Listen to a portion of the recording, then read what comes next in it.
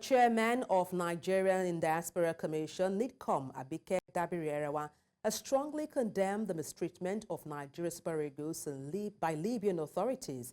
The team, en route to Benghazi for a match against Libya, had their flight diverted to the remote airport and was stranded for over 13 hours without food or water.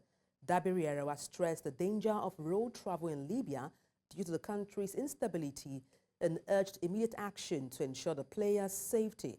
She called on CAF to address the issue and expressed confidence that the Ministry of Sports and NFF would take appropriate steps. The Super Eagles are asked to stay calm as the situation is resolved.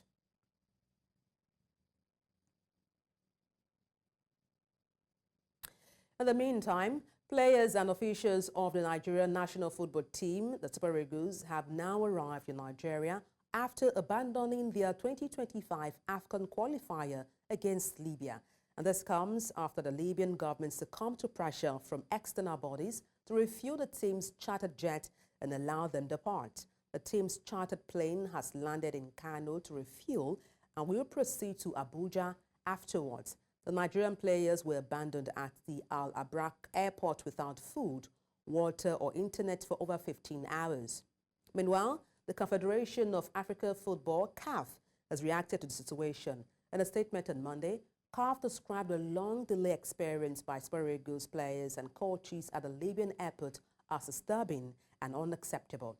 The African Football Governing Body noted that the matter has been referred to its disciplinary committee for appropriate action. And to unpack this, we're joined by News Central sports editor, and that's Babatunde Koiki. Babatunde, just explain why the Super Eagles were held hostage in Abraq Airport and why they subsequently abandoned their 2025 AFCON Qualifier against Libya. Well, thank you very much. This is pretty simple case of tit for tat by the Libyans.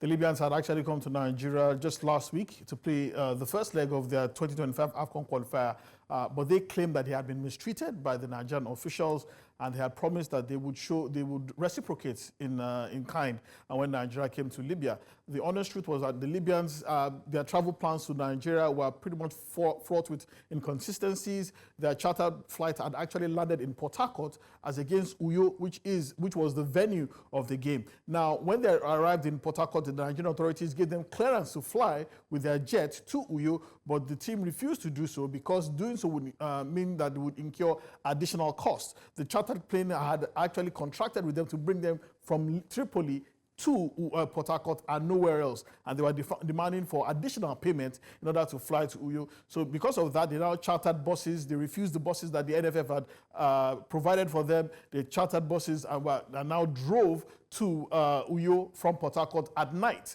Now, this was totally without the wishes of the Nigerian Football Federation, who had already mobilized at Uyo to receive them and had to start scrambling in order to receive them at Port Harcourt and transport them as best as they could. Now, the Libyan team, especially their captain, had gone on to social media and gone on to other media platforms in Libya, claiming mistreatment, that they had been abandoned and that they had been mistreated by their Nigerian hosts. And this was why you saw that Nigeria were also pretty much abandoned as a very small airport outside Benghazi and abandoned for 15 hours without food, water, internet, any kind of reception, and which is pretty much against the norm. And to be honest, it has been happening for quite a while. North African teams always seem to get away with this kind of mistreatment of teams from sub-Saharan Africa.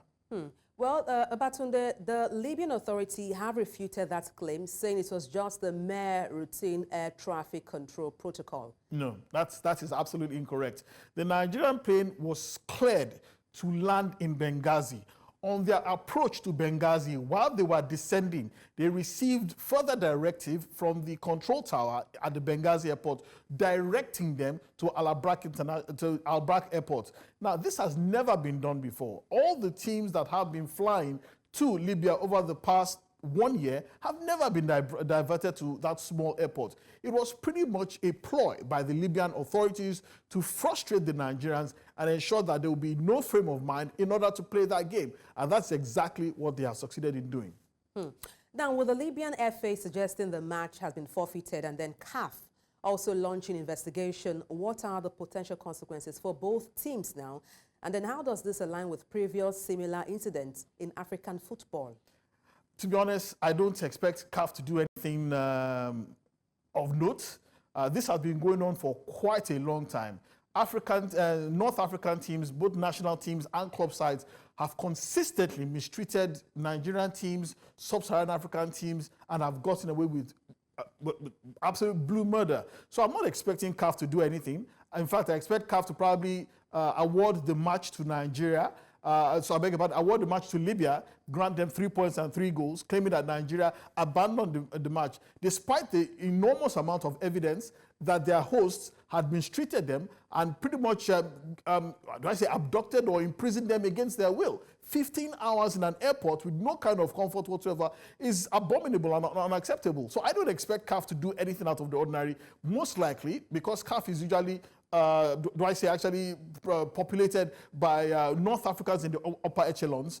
I expect them to actually award this match to Libya and grant them the full points. Well, we do hope CAF looks into this and then judge fairly and squarely. But thank you so much, Babatunde Koiki, our sport editor here at News Central TV.